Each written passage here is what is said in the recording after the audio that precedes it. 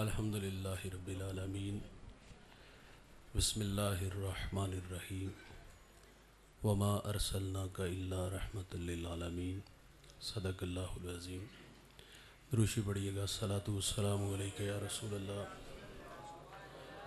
وعلی آلک و اصحابک یا سیدی یا حبیب اللہ۔ الصلاۃ والسلام علیک یا رحمۃ للعالمین وعلی آلک و حمد و ثنا کے بعد عزت و تکریم کے لائق تشریف فرما مقتدر علماء، معزز محتشم حاضرین، السلام علیکم ورحمۃ اللہ۔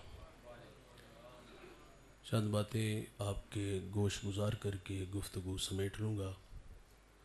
دعا ہے اللہ حق بیان کرنے کی توفیق عطا فرمائے۔ قابل عمل باتوں پر ہم سب کو عمل کر کے زندگی کی راہوں کو درست کرنے کی توفیق عطا فرمائے۔ ساگر صدیقی بارگاہ خیر الانام میں ہدیہ عقیدت پیش کرتا ہے۔ بزم کونین سجانے کے لیے آپ آئے، شمع توحید جلانے کے لیے آپ آئے، ایک پیغام جو ہر دل میں اجالا کر دے، ساری دنیا کو سنانے کے لیے آپ آئے، ایک مدت سے بھٹکتے ہوئے منزل کی طرف دور تک راہ دکھانے کے لیے آپ آئے، ناخدا بن کے ابلتے ہوئے طوفانوں میں کشتیاں پار لگانے کے لیے آپ آئے۔ آپ آئے تو ہر طرف اجالے، انوار، کرم کی برکھا برسی۔ ہم حضور کی آمد سے پہلے کے حالات پڑھتے ہیں۔ حضرت عیسیٰ علیہ السلام کے بعد 571 سال کا ایک طویل زمانہ بیت چکا تھا، اور حضرت انسان اپنے خالق و مالک کو بھول چکا تھا۔ اخلاقی قدریں زوال پذیر تھیں۔ وہ کیا سید سلیم گیلانی نے کہا تھا کہ زیست یخبستہ تھی تاریک نہا خانوں میں، ایک کرن پھوٹی اجالا ہوا ایوانوں میں، زہر آلود فضائیں تھی نمو سے آری، آپ آئے تو بہار آ گئی ویرانوں میں، کس نے اللہ سے ٹوٹا ہوا رشتہ جوڑا، ان سا محسن نہ فرشتوں میں نہ انسانوں میں۔ پوری دنیا میں اندھیرے تھے، آقا تشریف لائے اور مکہ کے گٹا ٹوپ اندھیروں میں توحید کا چراغ جلایا۔ پھر اتنے اجالے انوار اترے کہ جو لوگ در در پہ دھکے کھا رہے تھے، آقا کی صدائے دل نواز نے انہیں کھینچ کے ایک خدا کے آگے جھکنا سکھا دیا۔ میرے نبی صلی اللہ علیہ وسلم کار نبوت کی ذمہ داریاں سر انجام دینے کے لیے میدان عمل میں ہیں۔ قولوا لا الہ الا اللہ تفلحوا کی صدا جزیرہ عرب میں گونج اٹھی، تو جس شخص کو سب سے پہلے ایمان نصیب ہوا، ایمان لانے میں جس نے سبقت اختیار کی، وہ اس امت کا پہلا صوفی بھی ہے، صحابی بھی ہے، راست رو بھی ہے، راست گو بھی ہے، وہ معاملات دنیا کو سلجھانے کا ڈب اور سلیقہ بھی جانتا ہے۔ میرے نبی نے اس جوان کی تعریف کی کہ میں نے جس کو بھی دین دیا اس نے تعامل سے، تردد سے کام لیا، لیکن فرمایا ابو بکر وہ جوان ہے، میں نے دین دیا، اس نے جھولی میں ڈال لیا۔ حضور آتے ہیں تو ہر طرف اجالے، انوار، کرم کی برکھا برستی ہے۔ ہم نے حضور کی آمد سے پہلے کے حالات پڑھے۔ وہ معاشرہ اپنے ساتھ جڑے ہوئے رشتوں کی قدریں کھو چکا تھا، تو اللہ کے رسول صلی اللہ علیہ وسلم نے آ کر کے ان قدروں کو بحال کیا۔ ماں باپ کے ساتھ ان کے رویے کیا تھے؟ وہ انتہائی شرمناک تھے۔ آپ قبل از اسلام رویے پڑھ کے دیکھ لیجئے۔ ایک بہت بڑا فلسفی اپنے والد کو زد و کوب کر رہا تھا۔ پوچھا اس کا جرم کیا ہے؟ وہ کہتا یہ اسی لائق ہے کہ اس کو مارا جائے۔ پانی ملے گا؟ میرا کچھ سانس تھوڑا سا مسئلہ ہو رہا ہے۔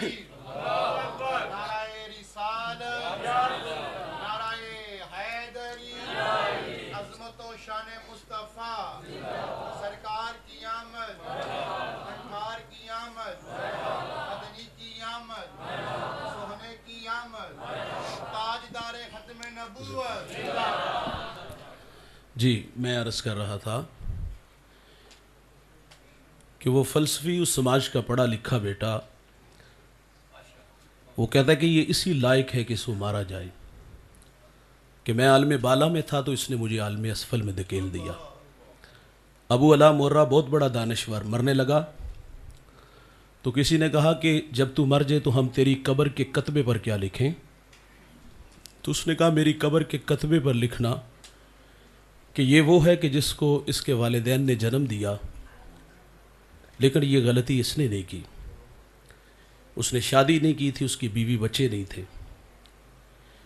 یہ اسلام سے پہلے والد کے ساتھ رویے تھے، اور ماں ترکے میں بٹی، ماں منڈیوں میں بکی۔ 3 سگے بھائیوں نے اپنی ماں کو 900 دراہم میں فروخت کر دیا۔ یہ اسلام سے پہلے رویے تھے۔ میرے نبی آئے، تشریف لائے اور ان قدروں کو بحال کیا۔ فرمایا جنت تمہاری ماں کے قدموں تلے ہے۔ فرمایا اللہ کی رضا والدین کی رضا میں ہے، اور اللہ کی ناراضگی والدین کی ناراضگی میں ہے۔ جس نے ماں باپ کو راضی رکھا اس نے اللہ کو راضی کیا، اور جس نے ماں باپ کو ناراض کیا اس نے اللہ کو ناراض کیا۔ یہاں رکیے گا دوست، حضور نے آ کر کے قدریں بحال کی۔ وہ ساگر صدیقی نے کہا تھا کہ کون کہتا ہے کہ ظلمات نے دم توڑ دیا ہے؟ حضور نے ہمیں آ کر کے رشتوں کی قدریں سکھائی، اور آج معذرت سے کہوں گا ہم ان قدروں کو کھو چکے ہیں۔ آج والدین اولاد کے رویوں سے دکھی اور نالہ ہیں۔ یہ سوشل میڈیا پہ آپ نے ایک وائرل ہوئی ویڈیو دیکھی جس میں ایک نالائق بیٹا جوتا اتار کے پہلے اس پہ تھونکتا پھر باپ کے منہ پہ مارتا ہے۔ وہ بوڑھا باپ جس نے 40 سال پردیس کے دھکے کھائے، وہ بوڑھا باپ جو خواب دیکھتے دیکھتے بوڑھا ہوا نا، ہماری خوشیاں خریدنے کے لیے کہاں کہاں نہیں جاتے یار۔ آج ہمارے رویوں سے ہمارے والدین دکھی اور نالہ ہیں۔ پرانی کہانی ہے، آج سے تقریباً 1.5 عشرہ پہلے میں ایک سفر میں تھا تو مجھے سرے راہ سڑک کنارے ایک بوڑھا ملا۔ اس بوڑھے کی عمر تقریباً 80 برس تھی، دودھ کی طرح سفید داڑھی، ہاتھ میں عصا اور سر پہ کپڑوں کی گٹھڑی۔ چل چلاتی کڑکتی دھوپ ہے، اس بوڑھے کا سارا بدن پسینے سے شرابور تھا۔ گزرتے میرے قدم رک گئے، میں نے ساتھ بٹھا لیا اور میں نے محسوس کیا کہ یہ بوڑھا زخمی ہے، اور یہ زخم کسی پرائے نے نہیں اپنے نے دیے ہیں۔ میری الجھی باتیں تھیں۔ میں نے ان سے پوچھ لیا کہاں کے ارادے ہیں، انہوں نے مجھے منزل سے آگاہ کیا۔ میں نے کہا قریب لاری اڈا تھا، آپ گاڑی پہ بیٹھ جاتے۔ آواز تھوڑی سی کمزور ہو گئی، مجھے کہتے ہیں میرے پاس کرایہ نہیں ہے۔ میں نے کہا بیٹے کو ساتھ لے لیتے۔ جب میں نے بیٹے کا کہا تو بوڑھے کا لہجہ ٹوٹ گیا، چھم چھم آنکھیں برسنے لگی، ہونٹ کپ کپانے لگے۔ مجھے رو کے کہتا ہے کہ مولوی صاحب آج بیٹے نے گھر سے نکال دیا ہے، والد نے دوست رب کی رحمتوں کو نکال دیا۔ یہ ناراض گئے تو عرش کا رحمان ہم سے ناراض ہو جائے گا، اور اگر یہ راضی ہیں تو اللہ راضی ہے۔ آپ نے ایک بار نہیں 1000 بار علماء سے یہ واقعہ سنا ہے۔ موسیٰ علیہ السلام ایک دن اللہ سے عرض کرتے یا اللہ جنت میں میرا ہمسایہ کون ہوگا؟ فرمایا فلاں کسائی۔ آپ اس کا عمل ڈھونڈنے کے لیے اس کی دکان پہ آئے، اپنے بارے میں خبر نہیں دی کہ میں اللہ کا نبی موسیٰ علیہ السلام ہوں، اس کے مہمان بنے اور اس کے گھر تک آئے۔ اچھا ایسا نہیں ہوا کہ وہ نظریں چرا کے پیچھے حجرے میں چلا گیا ہو؟ عموماً جو رویے دیکھے پڑے کہ بوتل برگر ہی چھپا کے لے جاتے ہیں۔ دیکھیے میں یہ نہیں کہہ رہا کہ آپ بیوی کی خدمت نہ کرو، ضرور کرو۔ آپ کی خاطر ماں باپ بہن بھائی سہیلیاں چھوڑ کے آتی ہے، اس کی خدمت ہمارے کندھوں پہ ہے۔ لیکن میرا کہنا ہے بھائی جنہوں نے پالا پوسا، ہمیں جوان کیا، ہمیں یہاں تک لا کے کھڑا کیا، معذرت سے بھائی ان سے 100 روپیہ 200 روپیہ چھپا کے لے جاتے ہوئے کیا ہمیں شرم نہیں آتی؟ اس کی حیثیت ہی کیا ہے؟ خیر موسیٰ علیہ السلام فرماتے ہم گھر داخل ہوئے تو میں نے کیا دیکھا؟ اس نے سب سے پہلا کام یہ کیا، لکڑیاں جمع کی، آگ جلائی، اس پہ ہنڈیاں رکھی اور اپنے ہاتھوں سے کھانا بنایا۔ جب کھانا پک گیا تو چارپائی پہ ایک نحیف سی بڑھیا تھی، اسے اٹھایا اور نوالے توڑ توڑ کے اس کے منہ میں رکھے۔ جب اس بوڑھی ماں نے کھانا کھا لیا تو وہ بڑبڑانے لگی، کچھ کہنے لگی۔ موسیٰ علیہ السلام فرماتی یہ کون ہے؟ کہا یہ میرے ماں جی ہیں۔ فرمایا یار یہ کچھ کہہ رہی ہیں؟ تو وہ زیر لب مسکرا دیا۔ ماں کہتی اللہ جنت میں تمہیں موسیٰ علیہ السلام کا پڑوس عطا فرمائے۔ بڑے تعجب سے کہتا ہے بھائی جان آپ مجھے بتاؤ نا، کہاں اللہ کے نبی موسیٰ علیہ السلام اور کہاں میں؟ آپ جملہ سنو گے طبیعتوں میں نشہ پیدا ہو جائے گا. کہا کہاں میں اور کہاں اللہ کے نبی موسیٰ علیہ السلام؟ تو آپ فرماتے ادھر دیکھ، میں تیرے سامنے کھڑا ہوں، میں تیرے سامنے کھڑا ہوں. یہ راضی ہے تو اللہ راضی ہے. ان کی قدر دوست زندگی میں کرو. یہ ایک بار آتے ہیں دوبارہ نہیں آئیں گے، اور اگر یہ روٹ کے چلے گئے نا تو عرش کا رحمان ہمیں کبھی بھی معاف نہیں کرے گا.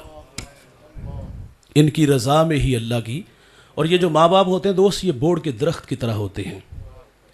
میرا تعلق ایک دیہات سے ہے. ہمارے دیہاتوں میں جب لائٹ چلی جائے تو ہم چار پائیاں اٹھا کے اس بورڈ کے نیچے آتے ہیں. اس کا سایہ گنا ہوتا ہے، نیچے بیٹھنے والے آسودگی محسوس کرتے ہیں، اور یہ ہمیں احساس نہیں ہوتا کہ اس درخت نے اپنے اوپر دھوپ کتنی برداشت کی ہے، کتنی دھوپ برداشت کر کے ہمیں ٹھنڈا سایہ دیا. قدر نعمت زوال نعمت کے بعد ہوتی ہے. اس درخت کی قدر اس وقت ہوتی جب کاٹ لیا جائے، ہٹا لیا جائے. مجھے بتائیے گا دوست، جہاں کبھی شجر تھا، لائٹ چلی جائے، آپ چار پئی اٹھا کے اس کے نیچے آؤ، آسودگی ملے گی؟ آپ دیوار کا سایہ ڈھونڈو گے، آسودگی نہیں ملے گی. ماں باپ جو ہوتے ہیں نا دوست، یہ بورڈ کے درخت کی طرح ہوتے ہیں. یہ سارے زمانے کے دکھ، آزمائشیں، تکلیفیں اپنے اوپر لے لیتے ہیں، لیکن اپنی اولاد کو تتی ہوا نہیں لگنے دیتے. میں رات کا مسافر ہوں، اکثر لیٹ گھر جاتا ہوں. میں جب بھی کسی بڑے شہر سے رات 2-3 بجے گزرتا ہوں تو میں دیکھتا ہوں فیکٹریوں سے جوان بوڑھے کام سے فارغ ہو کے گھر جا رہے ہوتے ہیں. جوانوں کو دیکھ کے کبھی تعجب نہیں ہوا. بات سمجھ میں آتی، خوابوں کی دنیا میں رہتے ہیں، اور یہ خوابوں کی تکمیل کی دوڑ ہے. 8 سے 18 گھنٹے کیوں کام؟ میرا گھر ہمسائے کے گھر سے بڑا گھر، ہمسائے کے گھر میں کھڑی گاڑی سے بڑی گاڑی چاہیے، جان جوکھوں میں ڈالی، پردیس کے دھکے کھائے. نہیں تعجب ہوتا. تعجب تو بوڑھوں کو دیکھ کے ہوتا ہے. یہ وقت آرام کا تھا، خدمت کروانے کا تھا. کیا مصیبت پڑی ہے فیکٹری میں 18 گھنٹے کام کرنے کی؟ گھر سے سائیکل پہ نکلتا 10 جگہ سانس بھی لیتا ہے، مشکل سے فیکٹری پہنچتا ہے. تو یہ 18 گھنٹے کام کیوں کرتا ہے؟ یہ احساس کبھی کبھی روکتا ہے، یار پیٹ لگا ہے، اس کے بھی تو کچھ تقاضے ہیں. شاید کہ یہ پیٹ کے لیے اتنی محنت، لیکن جب میں عمر دیکھتا ہوں منہ میں دانت نہیں، انواع و اقسام کے کھانے پھل نہیں کھا سکتا. یہ اپنی ذات پہ کیا خرچ کرتا ہے؟ صبح چائے رس، رات دلیا. اپنی ذات پہ 50 روپے خرچ کرنے والا فیکٹری میں 18 گھنٹے کام کیوں کرتا ہے؟ میں والدین کی عظمت کو سلام پیش کرتا ہوں. بھائی جان، ان کے پیش نظر ہوتا ہے، پہلے بچے چھوٹے تھے، اسکول پڑھتے تھے، اب کالج میں، یونیورسٹیوں میں پڑھتے ہیں، تعلیمی اخراجات بڑھ گئے. ان اخراجات کو پورا کرنے کے لیے ہمارا بوڑھا باپ فیکٹری میں اور ہماری بوڑھی ماں گھر میں سلائی مشین چلا رہی ہے. نظر والی اینک لگ گئی. یار شہر میں آ کے پڑھنے والوں بھول گئے ہو کس کی ماں نے کتنا زیور بیچا ہے. ہمیں بڑا دیکھنے کے لیے خود ہارتے رہے. ان کے پیش نظر یہ بھی ہوتا ہے کہ ہم پڑھے لکھے نہیں، کل کو ہمارے بچے ہماری جگہ پہ نہ آ کے کھڑے ہوں، یہ نہ مستریوں کو پیچھے دابڑے اٹھائیں، یہ فیکٹریوں میں نہ دھکے کھائیں. ہمیں بڑا دیکھنے کے لیے خود ہارتے رہے. لیکن صد افسوس دوست، ہم بڑے ہوئے تو ماں باپ چھوٹے ہو گئے. یہ تو کوئی انگلش کا کوئی ٹیڑھا میڑھا لفظ بولے تو اولاد مذاق اڑاتی ہے. باجی 4 کلاساں پڑھ لیندے، گل تے کرنی آتی. وہ رت جگے، وہ پردیس کے دکے، وہ فیکٹریوں کے 18 گھنٹے ہمیں یاد نہ آئے. کہاں سے اٹھا کے یار کہاں تک لائے، اور آج مذاق اڑاتے ہو. ہم نے ایسی نالائق اولاد بھی دیکھی ہے کہ ماں باپ کا تعارف کراتے شرماتے ہیں. میرے دیہات کا ایک بوڑھا جوتے گانٹ کر کے اس نے بچوں کو بڑھایا. بچے لاہور چلے گئے، یہ دیہات سے گڑ گنا سوغات لے کے چلا گیا. اتفاق سے اس دن اس کے دوست بھی آئے ہوئے تھے، تو یہ ملاقات کر کے دوسرے کمرے میں جانے لگا. کسی نے کہا یہ بوڑھا کون ہے؟ تو وہ کہتے یہ دیہات میں ہمارا ملازم ہے. ماں باپ ہماری نوکری جو خدمت نوکروں کی طرح کرتی ہے، لیکن نکمی اولاد کو تو نوکر نہیں سمجھنا چاہیے. اور کہاں سے اٹھا کے کہاں تک لائے. آج تعارف کراتے شرماتے ہو، آج ان کا مذاق اڑاتے ہو. آپ علامہ صاحب ہو، مفتی صاحب ہو، پیر صاحب ہو، سیاستدان ہو، سرمایہ دار ہو. میں کہتا ہوں بھائی جب گھر آؤ نا تو یہ سارے سٹار اتار کے آیا کرو. جب گھر آؤ تو وہی پرانا 25 سالہ پرانا ببلو جو ہمیں ماں بچپن میں پیار سے پپو کہتی تھی، وہ بن کے آیا کرو. یار ہم گھر میں بھی آتے تو بڑے بن کے آتے ہیں. امام اعظم کتنا قداور شخص ہے یار، شہر کا سب سے بڑا مفتی ہے. ماں بیٹے سے کہتی بیٹا میں نے فلاں عالم سے مسئلہ پوچھنا ہے، سواری تیار کرو. ماں سے یہ نہیں کہتے اماں سوال کرو جواب ملے گا، دلائل کے انبار لگیں گے، تشفی ہوئی تو ٹھیک. یہ بھی نہیں کہتے اماں ان کے پاس جانے سے میری توقیر کم ہوگی، وہ عمر میں بڑے ہیں، علمی قد میرا بڑا ہے، وہ تو خود مجھ سے اصلاح چاہتے ہیں. اور بھولے بالے بنتے یار، سواری تیار کرتے، ماں کو بٹھاتے، نکیل پکڑتے اور اس عالم کے دروازے پر چلے جاتے. اگر وہ دیکھ کر کے شرمندہ ہوتے کہ امام تشریف لے آئے، آپ فرماتے مولانا میری ماں نے آپ سے کوئی مسئلہ پوچھنا، ذرا ان کی تشفی تو کر دیں، سوال کا جواب نہ آتا تو امام اعظم آہستہ آواز میں سوال کا جواب بتاتے اور فرماتے تھوڑی سی اونچی آواز میں میری ماں کو یہ مسئلہ بیان کر دو، بڑا بن کے نہیں بھائی چھوٹا بن کے آؤ، اور ان کی قدر ان کی زندگی میں کرو، اگر زندگی میں قدر نہ کی تو زندگی سے راستہ مانگو گے، زندگی ہمیں کبھی راستہ نہیں دے گی۔ جنہوں نے زندگی میں قدر کی ان کی قدر بحال۔ میرے نبی یمن کی طرف منہ کرتے ہیں، قمیض کے بٹن کھولتے ہیں، لمبے لمبے سانس لیتے اور کیا فرماتے، انی لا اجدو ریح الرحمان، مجھے یمن کی طرف سے یار کی خوشبو آتی ہے۔ آپ جانتے وہاں کون تھے؟ وہاں حضرت اویس کرنی رضی اللہ تعالیٰ عنہ۔ یار ساری زندگی حضور سے ملاقات نہیں ہوئی، شرف صحابیہ سے ممتاز نہیں ہوئے، لیکن انہوں نے خیر التابعین کا لقب پایا۔ یہ اعزاز ملا کیسے؟ ماں تھی، آنکھوں سے نابینا تھی، پیچھے کوئی خدمت والا نہیں تھا، خدمت روک لیتی ہے۔ میرے نبی صحابہ سے فرماتے تمہیں جب کبھی اویس ملے نا تو اس سے کہنا میری امت کی مغفرت کی دعا کرنا۔ جو بیٹے فرما بردار ہوتے ہیں وہ مستجاب الدعوات بنتے ہیں۔ اچھا اویس کو جنت پہ روک لیا جائے گا، حکم ہوگا پیچھے پلٹ کے دیکھو، ہزاروں نہیں لاکھوں لوگ ہوں گے، اور اویس کو اختیار ہوگا جس طرف تیری انگلی کا اشارہ ہوگا، جتنے لوگ تیری انگلی کے اشارے میں آئیں گے، ہزار نہیں ہوں گے لاکھوں ہوں گے، فرمایا اپنے ساتھ جنت میں لے جانا۔ یہ بھائی خدمت کا صلہ ہے، ان کی قدر زندگی میں کرو۔ میں نے ایک بوڑھے کو پڑھا، یہ پچھلی امتوں کا تذکرہ ہے، وہ 4 بیٹے رکھتا تھا، زندگی موت سے لڑنے لگا، بول و براز چارپائی پہ۔ آپ جانتے ہو والدین اور اولاد کے مابین رابطہ کتنی دیر رہتا ہے؟ جتنی دیر تک ہم ان سے ضروریات پوری کرتے ہیں۔ جب ہم خود پر پرزے نکالتے ہیں، کمانے کے قابل ہوتے ہیں، تو پھر ماں باپ سے ہمارا رابطہ جو ہم نے دیکھا وہ تقریباً ختم ہو جاتا ہے۔ بڑھاپا اور بڑھاپے کے ساتھ بیماری کا آ جانا کہ بندہ نوالا توڑ کے منہ تک نہ لا سکے، قدموں سے چل کے واش روم تک نہ جا سکے، اولاد کے کندھوں پہ خدمت آ جائے تو کتنا مشکل ہوتا ہے۔ ہمیں اکثر بوڑھے ملتے، وہ کہتے ہیں مولوی صاحب دعا کرو اللہ چلدا پھردا ہی لے جائے۔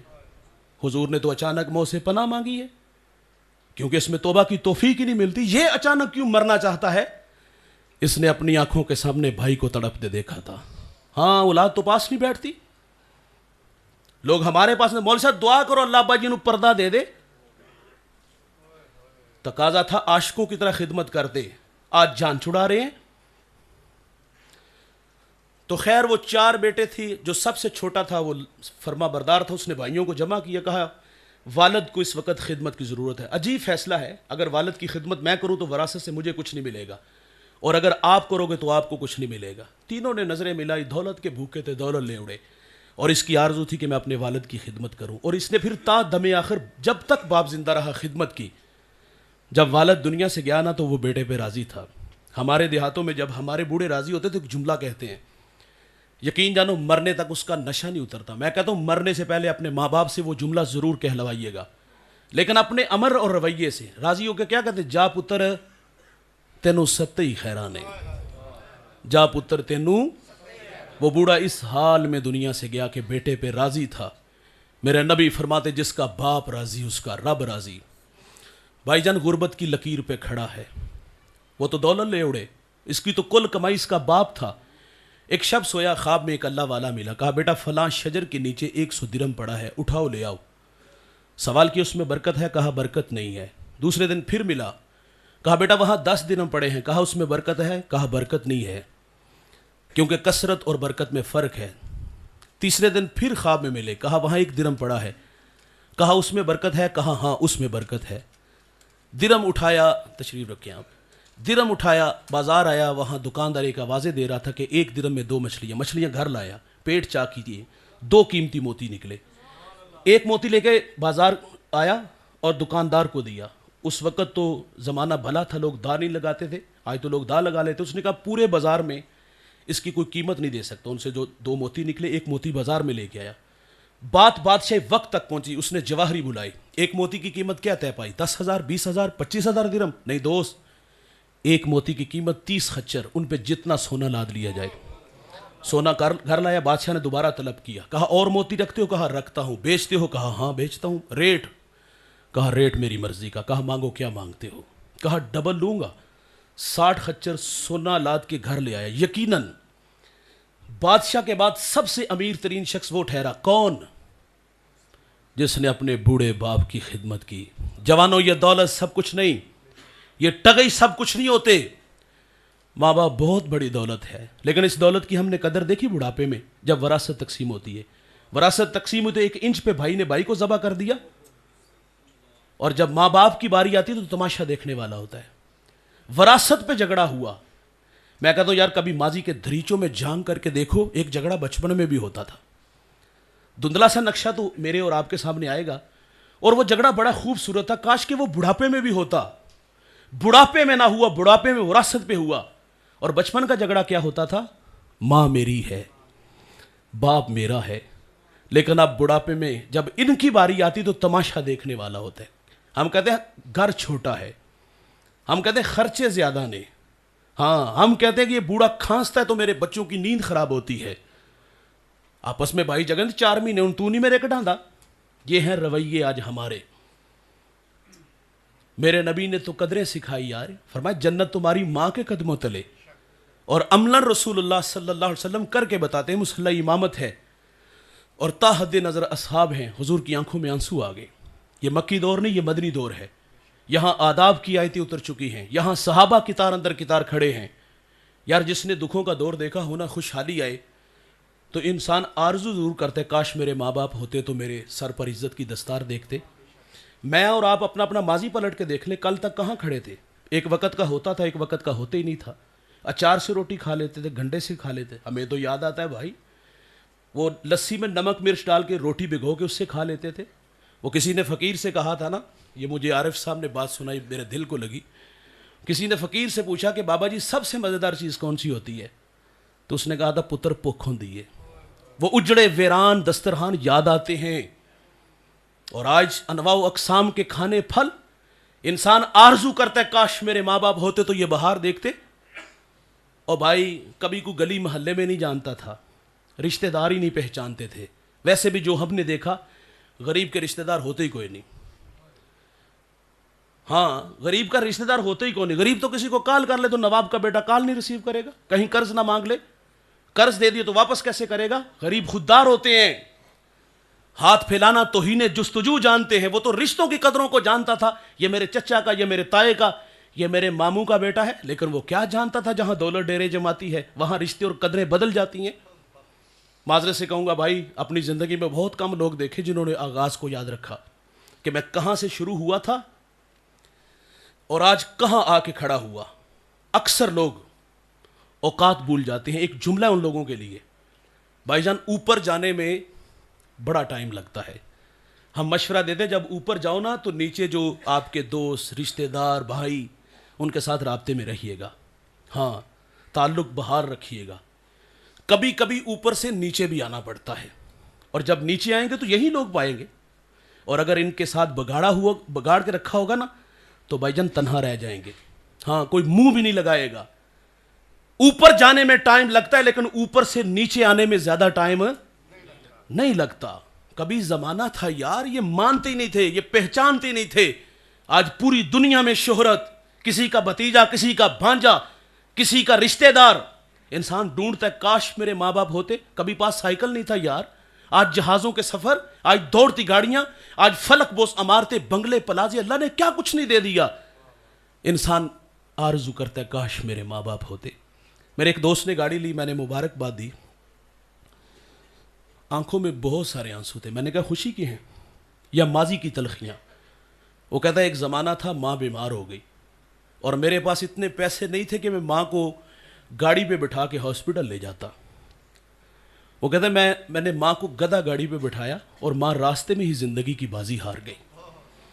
वो कहता है सब कुछ है, माँ नहीं है। मरने वाले ये बात क्या जाने, जीने वालों पे क्या गुजरती है। अपनों के बगैर ज़िंदगी बड़ी अधूरी होती है। मैं 1997 में किबला के पास आया। मेरी वालिदा, मुझे अच्छी तरह याद है, हज़रत के हाथों में हाथ दिए और एक जुमला कहा, मेरी आरज़ू जिस तरह मिंबर पे बैठ के अल्लाह रसूल की बातें सुनाते ये भी सुनाया करें। वो 2 साल बाद दाइए जल को लब्बैक कह गई। हमने भी जाना है, लेकिन जाने वाले तड़पाते बड़ा हैं। हाँ, कदम कदम की उनकी यादें جو ہے وہ تڑپا دیتی ہیں. وہ تو چلی گئی، میں ان راہوں کا راہی رہا، میں پورے پاکستان میں جاتا ہوں، لیکن کبھی کبھی انسانی فطرت ہے، کبھی کبھی دل مچلتا ہے. یار اماں ہوتی، میں کہیں اللہ رسول کی باتیں سنا رہا ہوتا، وہ پردے میں بیٹھ کے سنتی، میرا قد کتنا بڑھ جاتا. میں شعبہ حفظ میں تھا، پہلا پارہ حفظ کیا، تو مجھے والدہ نے کہا بیٹا مجھے سناؤ نا، تو میں نے ان کے قدموں میں کھڑے ہو کے قرآن پڑھا، تو انہوں نے مجھے 100 روپیہ دیا، وہ مجھے آج بھی نہیں بھولا. یار انسان آرزو کرتے میرے ماں باپ ہوتے، میرے سر پر عزت کی دستار دیکھتے. کریم آقا مصلی پہ کھڑے ہیں، تا حد نظر اصحاب ہیں، آنکھوں میں آنسو ہے. حضور کو ماں یاد آ گئی. حضور کی والدہ کب بچھڑی؟ جب میرے نبی کی عمر 6 سال تھی. ابوا نامی ایک بستی آئی جہاں سید آمنہ رضی اللہ تعالی عنہا آ کے رک جاتی ہیں. بخار نے آ گھیر لیا اور آپ جان گئی کہ یہ بخار میری جان لے لے گا. وقت رخصت ام ایمن سے کہا کہ میرے بیٹے کو باحفاظت عبد المطلب تک پہنچا دینا. پھر حضور کو پاس بلایا. ادھر بچپنے کی معصومیت، پیشانی میں نبوت کا نور، اور ماں بیٹے میں کھپ سی گئی. 2-1 باتیں ہوئی، پھر ہمیشہ کے لیے پہاڑوں میں سو گئی. آپ فرماتی بیٹا ہر نئی چیز نے پرانا ہو جانا ہے، ہر باقی نے فنا ہو جانا ہے. فرمایا بیٹا میں بھی جا رہی ہوں، لیکن سنو میرا ذکر باقی رہے گا. فرمایا اس لیے کہ میں تیرے جیسا پاکیزہ اور ستھرا محمد چھوڑ کے جا رہی ہوں. سانسوں کی مالا ٹوٹ گئی، موتی فضا میں بکھرے. میرے نبی ماں سے لپٹے، لپٹ کے روئے، اور پھر ننھے ننھے ہاتھوں سے کالے پتھروں کی قبر بنائی، آنسو کا چھڑکاؤ کیا. پھر جہاں تک ماں نظر آتی رہی، میرے نبی پلٹ پلٹ کے ان کالے پتھروں والی قبر کو دیکھتے ہیں. میں سیدہ کے مزار پہ جب پہلی دفعہ گیا، سحری کا وقت تھا، پہاڑ کے نیچے تھا، ماحول خاموش تھا، ہوا کا کہیں سے کوئی ایک جھونکا بھی نہ آیا. لیکن جب سیدہ آمنہ کے قدموں میں جا کھڑا ہوا، ایسا لگا کہ اللہ نے جنت کے 8 دروازے کھول دیے ہوں. آج بھی جنت سے ٹھنڈی ہوائیں سیدہ آمنہ کو سلام کر رہی آتی ہیں. میرے ساتھ کچھ علماء تھے، میں نے کہا یار آج ہم بھی جس طرح حضور ماں سے بچھڑے تھے پلٹ پلٹ کے دیکھا تھا، کہ میں نے کہا آؤ اسی ادا کو اپناتے ہیں. میں نے کہا آؤ بچھڑتے ہیں، چلو آؤ ہم پلٹتے ہیں. ہم بچھڑے، ہم وہاں سے پلٹے، اور ہم نے بار بار جب سیدہ آمنہ کے مزار کی طرف دیکھا، حضور کا بچپنا اور وہ بچپنے کی تڑپتی کہانی یاد آئی. مقام بدر تک ہماری ہچکیاں اور سسکیاں تھمنے کا نام ہی نہیں لے رہی تھی. ام ایمن کہتی جب میں پہاڑ سے نیچے آئی نا تو میں نے پلٹ کے دیکھا تو حضور میرے ساتھ نہیں تھے. آپ فرماتی میں پھر جلدی سے پہاڑ پہ چڑھی تو میری آنکھیں کیا دیکھتی ہے، حضور ماں کے سرانے کھڑے ہیں، اور وہاں کھڑے ہو کر کہہ رہے تھے امی جی آپ تو جانتے ہو نا کہ میرا اس دنیا میں آپ کے سوا کوئی بھی نہیں ہے. ام ایمن کی جان نکل گئی، سینے سے لگا لیا. میرے نبی فرمایا کرتے تھے ام ایمن میری ماں کے بعد میری ماں لگتی ہے. آج بچھڑی ماں کی یاد آئی. مصلی امامت تا حد نظر اصحاب، آنکھوں میں آنسو. صحابہ کو کلام کیا، کاش میری ماں ہوتی صحابہ، میں تمہیں نماز عشاء پڑھا رہا ہوتا، والدہ مسجد نبوی کے دروازے پر آتی، کوئی کام یاد آ جاتا اور آ کے کہتی بیٹا محمد میری بات سنو. حضور فرماتے نماز توڑ کے پہلے ماں کی بات کو سنتا.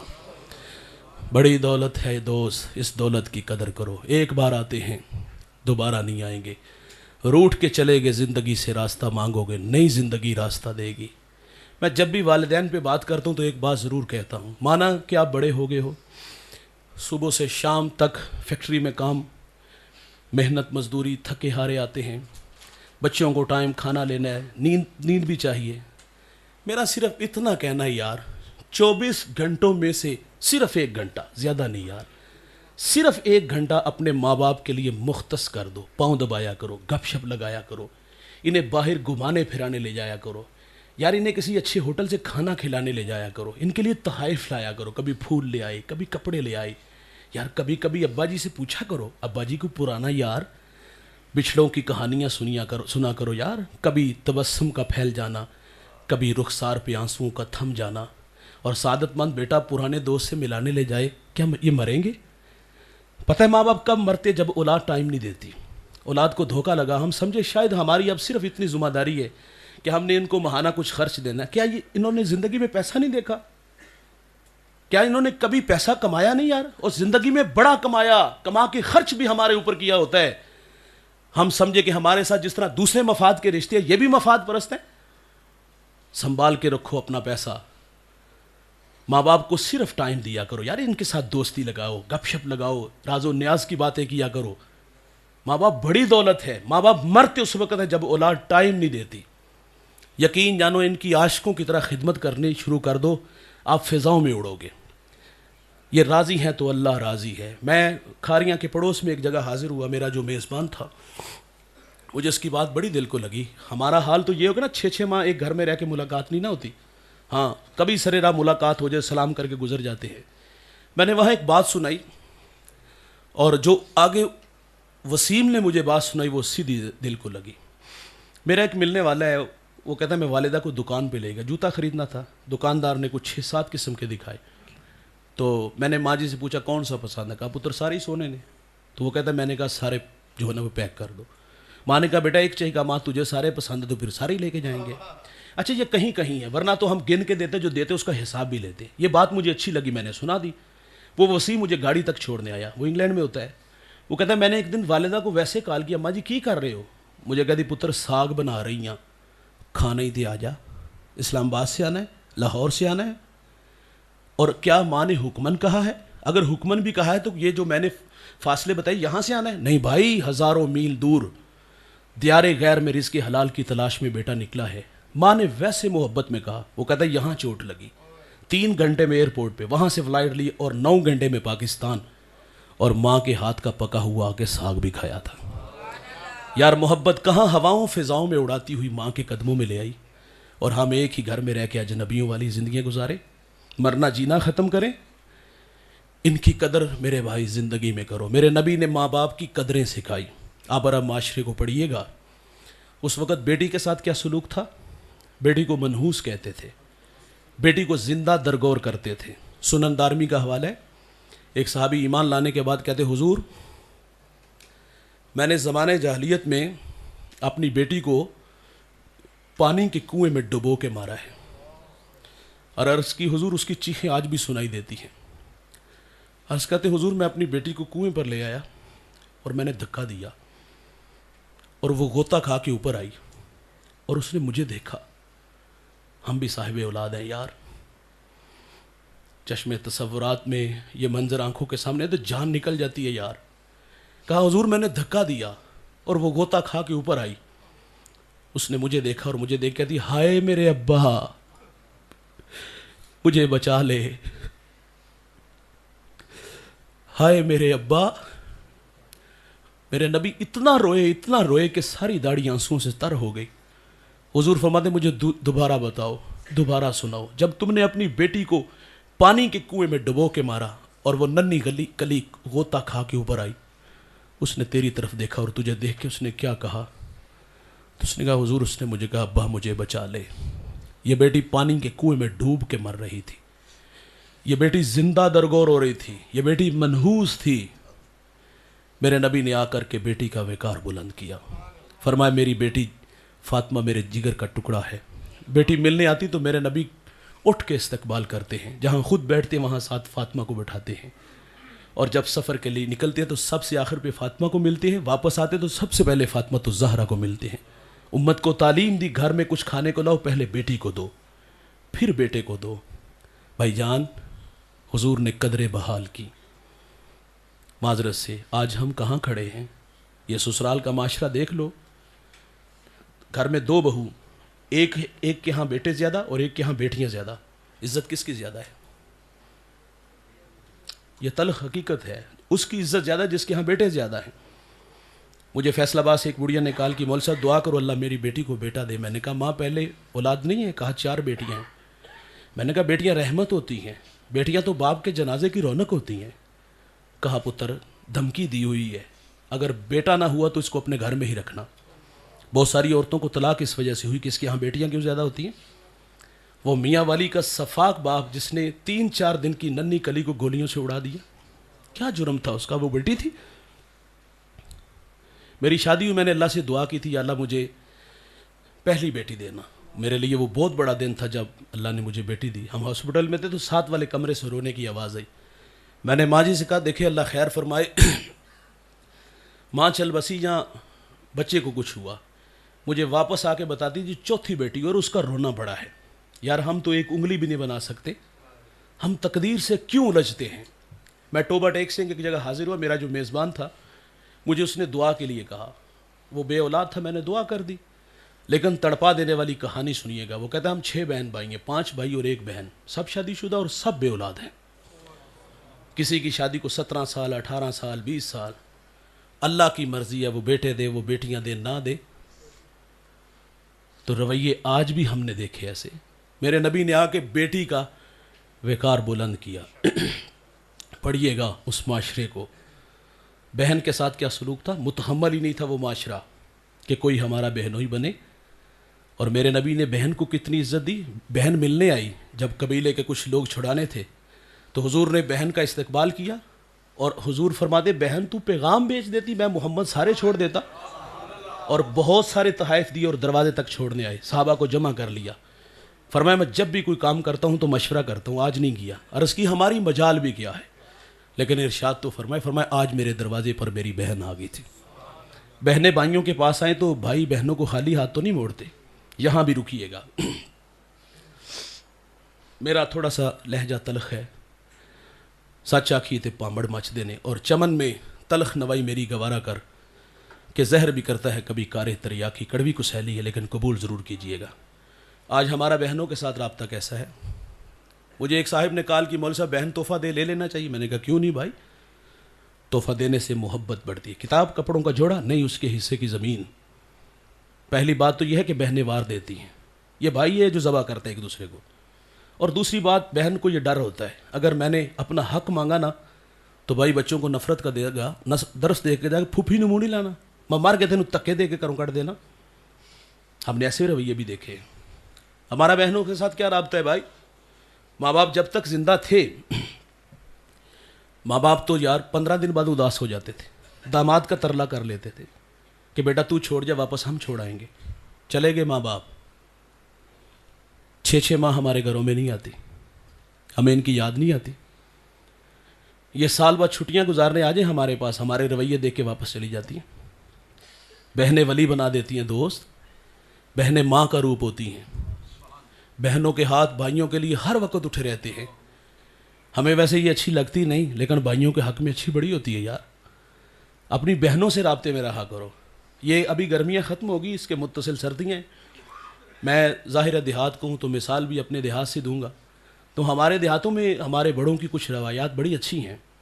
وہ اس موسم میں اپنی بیٹیوں کے لیے دال بنا کے، پنیاں بنا کے لے جاتی ہیں، چاہے وہ دوسرے گھر میں وہ کروڑ کے ارب پتی کیوں نہ ہو، لیکن وہ جو گھر والوں سے تحفہ ملتا ہے نا بیٹی کو، اور سسرال میں جا کے وہ بتاتی ہے میرے وڈے بھرا نے دیتے نے، اے میرے چھوٹے ویر نے دیتے نے، اے میری اماں نے دیتے نے، میرے ابا جی نے دیتے نے، سر وہ خوشی ایک الگ سی ہوتی ہے۔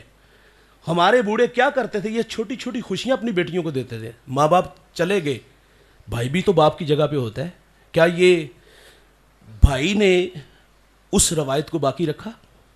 معذرت سے بھائی، ہم کہتے فتنہ سی چنگا ہویا جان چھوٹی۔ انتہائی معذرت سے کہوں گا، صوفیاء نے لکھا ہے جو اپنی بہنوں کے سر پہ ہاتھ رکھتے ہیں، اللہ ان کے رزق میں کبھی بھی بے برکتی نہیں آنے دیتا۔ ان کے پاس جایا کرو یار، انہیں پاس بلایا کرو، گھر جا کے بھی خدمت کیا کرو، گھر بلا کے بھی ان کے بچوں پہ بھی خرچ کیا کرو یار۔ اور اس معاشرے میں عورت کے ساتھ کیا سلوک تھا، میں بڑی مشکل سے آپ لوگوں سے مخاطب ہوں، پتہ نہیں سانس کا کوئی پرابلم بن رہا ہے، لیکن مجھے حافظ صاحب نے، رضوان صاحب نے حکم دیا تھا کہ آپ نے زیادہ دیر خطاب کرنا ہے۔ اگر آپ مجھے رخصت دے دیں گے تو میں یہیں اپنی گفتگو کو سمیٹ لوں گا۔ تو حضور نے رشتوں کی قدریں بحال کی۔ آئیے دوست، میں اور آپ حضور کی سیرت کو پیش نظر رکھیں اور اپنی زندگی کے شب و روز ان راہوں پہ لے آئیں تاکہ ہم سے ہمارا اللہ اور ہمارے رسول ہم سے راضی ہو جائیں۔ اللہ تعالیٰ اس خاندان کو دنیا آخرت کی عزت عطا فرمائے، رزق میں، علم میں برکت دے، جتنے احباب آئے سب کو اللہ جزائے خیر عطا فرمائے۔